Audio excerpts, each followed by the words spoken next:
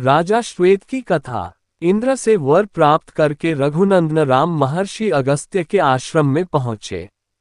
वे शंभुक वध की कथा सुनकर बहुत प्रसन्न हुए और उन्होंने विश्वकर्मा द्वारा दिया हुआ एक दिव्य आभूषण श्रीराम को अर्पित किया। वह आभूषण सूर्य के समान दीप्तिमान, दिव्य, विचित्र तथा अद्भुत था। उसे देखकर श्री राम ने महर्षि अगस्त्य से पूछा, मुनिवर, विश्वकर्मा का यह अद्भुत आभूषण आपके पास कहाँ से आया?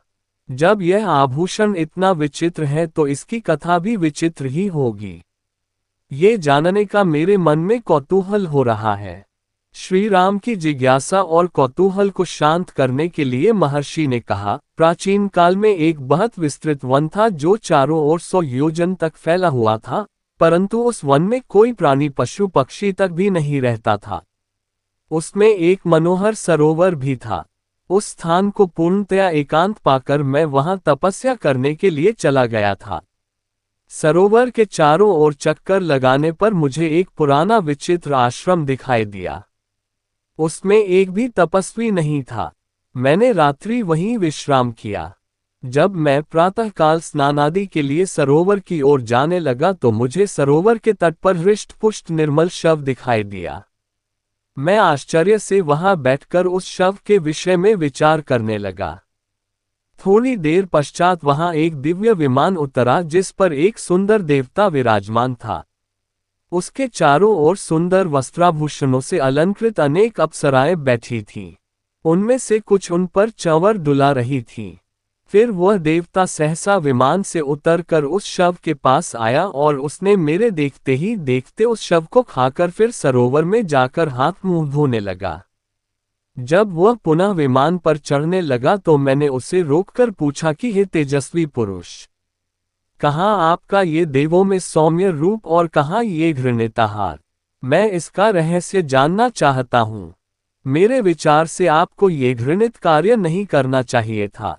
मेरी बात सुनकर वह दिव्य पुरुष बोला कि मेरे महायशस्वी पिता विदर्भ देश के पराक्रमी राजा थे। उनका नाम सुदेव था। उनकी 2 पत्नियां थीं जिनसे 2 पुत्र उत्पन्न हुए। एक का नाम था श्वेत और दूसरे का सुर्त। मैं श्वेत हूँ। पिता की मृत्यु के बाद मैं राजा बना और धर्मानुकूल राज्य करने लगा।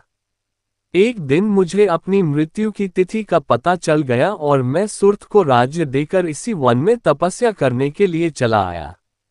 दीर्घ काल तक तपस्या करके मैं ब्रह्मलोक को प्राप्त हुआ, परंतु अपनी भूख प्यास पर विजय प्राप्त न कर सका।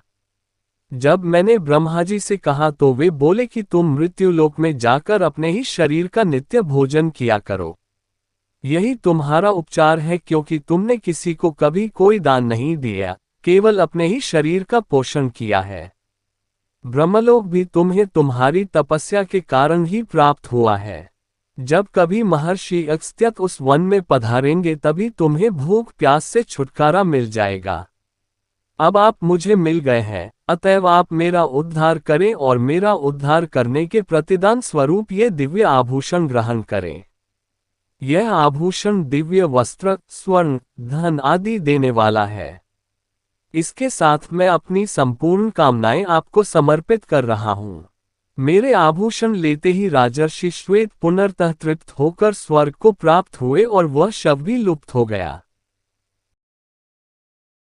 इसी भगवान की वीडियो देखने के लिए सब्सक्राइब करें चैनल को और बेल आइकॉन दबाएं।